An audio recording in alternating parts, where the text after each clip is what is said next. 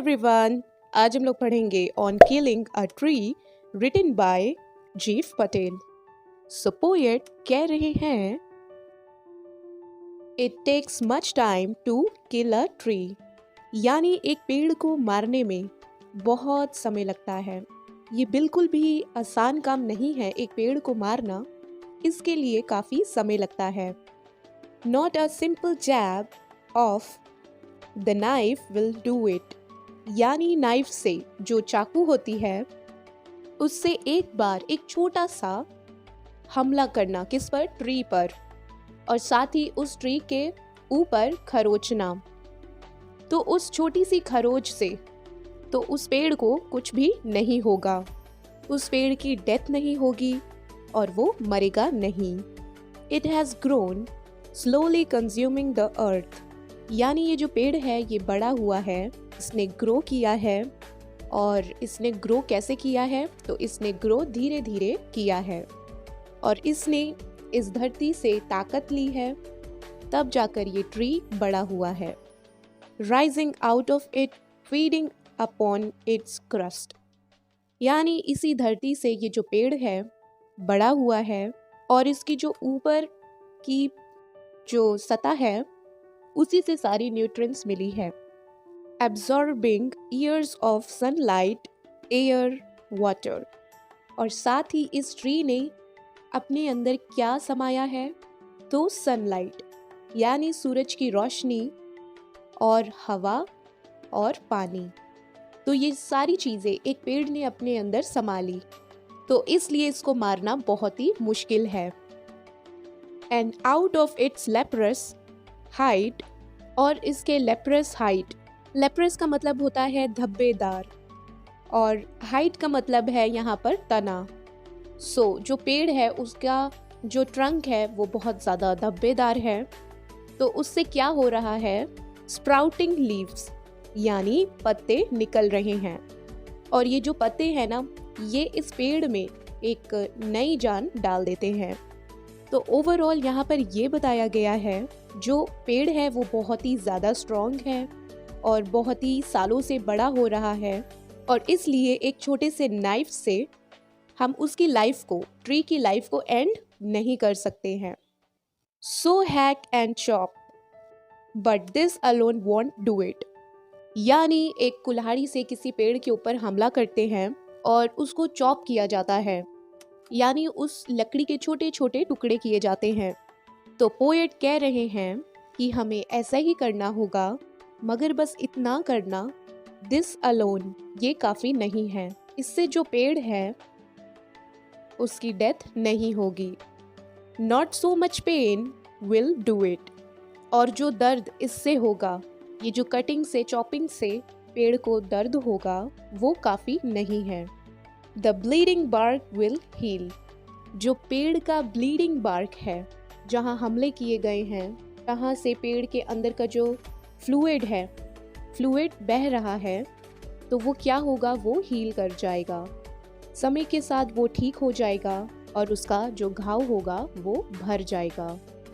And from close to the ground will rise curled green twills, और ज़मीन के बिल्कुल पास से, जो पेड़ के सबसे निचले हिस्से हैं, वहाँ से क्या होंगे? ग्रीन ट्विग्स, यानी हरी हरी टहनियाँ बाहर निकलेंगी, जो बिल्कुल सीधी नहीं होंगी, वो घूमी हुई होंगी। मिनिएचर बोस, और वो क्या हैं? यानी छोटी बोस हैं, डालियाँ हैं। एक पेड़ को काटा गया और उसके छोटे छोटे टुकड़े भी किए गए, लेकिन क्या हुआ? वो निचला हिस्सा था, तो वहाँ पर दोबारा से एक नई टहनियाँ निकल आई हैं। Which if unchecked will expand again to former size, और अगर इन टहनियों को चेक नहीं किया गया और इन्हें बढ़ने से रोका नहीं गया, तो क्या होगा? ये जो टहनियाँ हैं ये दोबारा से उसी शेप में आ जाएंगी, यानी क्या होगा? ये वापस से बड़े पेड़ में बदल जाएंगे। तो अब हमें क्या करना है? अब राइटर बताते हैं, no the root is to be pulled out, यानी नहीं, जो जड़ है, जो पेड़ की जड़ है, तो उसको ना पुल आउट करना है, यानी उसको बाहर निकालना है। आउट ऑफ द एंकरिंग अर्थ, और कहाँ से बाहर निकालना है, तो उस धरती से जो उसके लिए एक एंकर का काम कर रही है। फ्रेंड्स, एंकर जो है वो शिप के लिए यूज़ किए जाते हैं उसको रोकने के लिए, ताकि वो शिप आगे ना बह जाए। It is to be roped, tied and pulled out, snapped out. यानी हमें क्या करना है, किसी भी तरीके से उस पेड़ की जड़ को बाहर खींचना है, हमें पुल करना है, उसकी जड़ों को बांध देना है, कैसे भी करना है, क्या करना है, पर उस जड़ों को, जो पेड़ की जड़ है, उसको हम लोग को बाहर निकालना है। और पुल्ड आउट इंटायरली, क्या करना है, तो उसको पूरी तरह से बाहर निकालना है। आउट फ्रॉम द अर्थ केव, धरती की जो छोटी गुफा है तो उससे बाहर निकालना है।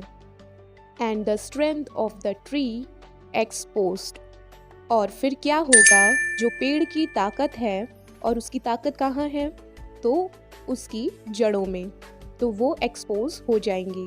वो धरती के अंदर नहीं है बल्कि धरती के बाहर हैं, और अब कुछ भी हो सकता है उनके साथ। The source white and wet, the most sensitive, ये जो सोर्स है यानी ये जो जड़ हैं वो वाइट कलर की हैं और थोड़े से गीले हैं, क्योंकि वो मिट्टी के अंदर थे इसलिए वो थोड़े से गीले हैं, और मोस्ट सेंसिटिव हैं।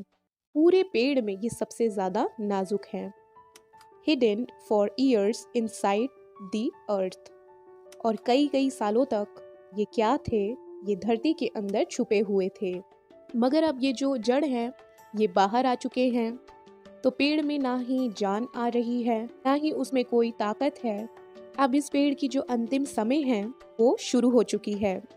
Then the matter of scorching and choking in sun and air, और फिर क्या शुरू होता है, तो इस पेड़ का जो धीरे धीरे, इस पेड़ की जो जान है उसका खत्म होना।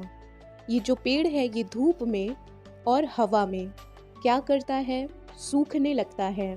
समय के साथ क्या होता है, सूरज जो है उसकी गर्मी के कारण, हवा के रूखेपन के कारण ये जो पेड़ हैं ये सूखने लगते हैं। ब्राउनिंग, हार्डनिंग, ट्विस्टिंग, विदरिंग, और क्या होता है इन पेड़ों के साथ, तो ब्राउनिंग, यानी वो ब्राउन कलर के होने लगते हैं। जो ग्रीन बोस थे, जो हरी डालियाँ थीं, वो सूखने लगती हैं और वो ब्राउन कलर की हो जाती हैं, और साथ ही वो बहुत ही ज़्यादा टाइट हो जाती हैं, हार्ड हो जाती हैं। जो कभी सॉफ्ट हुआ करती थी वो हार्ड हो जाती हैं और आपस में ट्विस्ट कर जाती हैं और विदर करने लगती हैं, यानी सूखने लगती हैं। And then it is done, और फिर हमारा काम हो जाता है, यानी जो पेड़ है वो मर जाता है, उसके अंदर जो लाइफ है वो खत्म हो जाती है। तो एक तरह से यहाँ पे जो पेड़ की डेथ है इसे एक मर्डर की तरह दिखाया गया है। किस तरह उसकी जान को बाहर निकाल लिया, उसे तड़पाया जा रहा है और उसको हार्ड होने दिया जा रहा है, और साथ ही उसको सूखने दिया जा रहा है। तो एक तरह से कह सकते हैं बहुत गंदी तरीके से दिखाया गया है कि एक पेड़ को कैसे मारा जाता है। सो फ्रेंड्स, यहीं पे ये पोयम खत्म होती है। सो इस पोयम में पोएट ने यही बताया है कि एक पेड़ को उगने में कितने ही साल लग जाते हैं, लेकिन उसे मारना मुश्किल नहीं होता। उसे उसकी ताकत कहाँ मिलती है, तो उसके जड़ से। ठीक उसी तरह जो ह्यूमंस जो हैं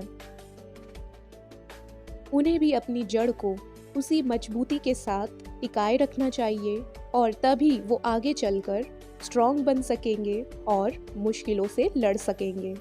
सो आई होप कि आपको ये पोयम अच्छी लगी होगी और समझ में आई होगी। अगर आपको ये पोयम अच्छी लगी है तो लाइक कीजिएगा, सब्सक्राइब कीजिएगा और शेयर ज़रूर कीजिएगा। Thank you.